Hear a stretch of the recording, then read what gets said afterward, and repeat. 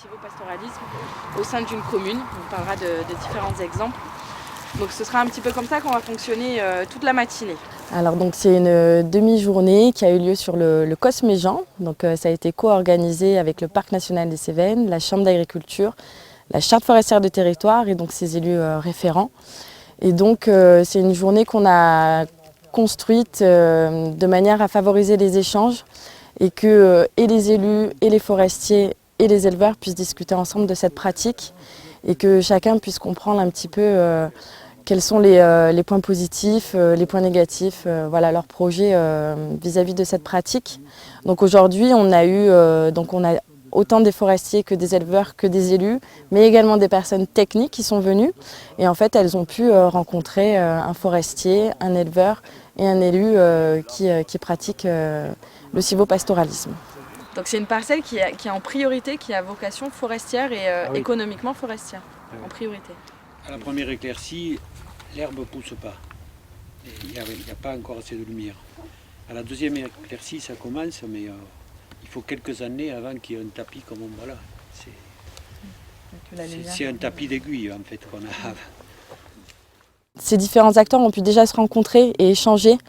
Et on a pu surtout parler de sylvopastoralisme. C'était vraiment notre objectif principal, c'était de parler de cette pratique-là.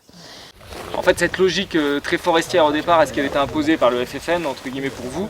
Et est-ce que maintenant, dans les nouveaux aménagements, vous avez une logique différente?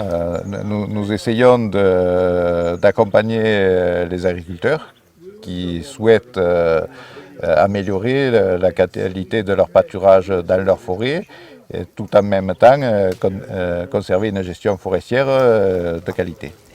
Nous on souhaite faire reconnaître le plus possible le sylvopastoralisme, c'est-à-dire le pâturage en forêt, qui nous semble être une opportunité en ces périodes de changement climatique pour les éleveurs pour développer des surfaces utiles à leur production.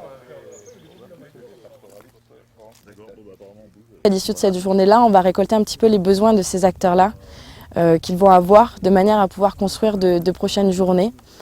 À savoir que, bon, je leur fais un petit peu de la pub, mais la Chambre d'agriculture organise quand même des formations très techniques sur cette pratique-là. Nous, dans le cadre de la charte forestière, l'objectif c'était plutôt une journée d'information. Nous on diversifie pas dans les parcelles qui sont pâturées. Par contre, on pourrait le faire si on le souhaitait, parce que notre diversification est clôturée. Ce sont des petits enclos sous forme de petits enclos de 30-40 mètres carrés. C'est pas contre les brebis, c'est contre le gibier, mais ça pourrait fonctionner contre les brebis. Nous, élus, qu'est-ce qu'on peut faire? Comment on peut faire?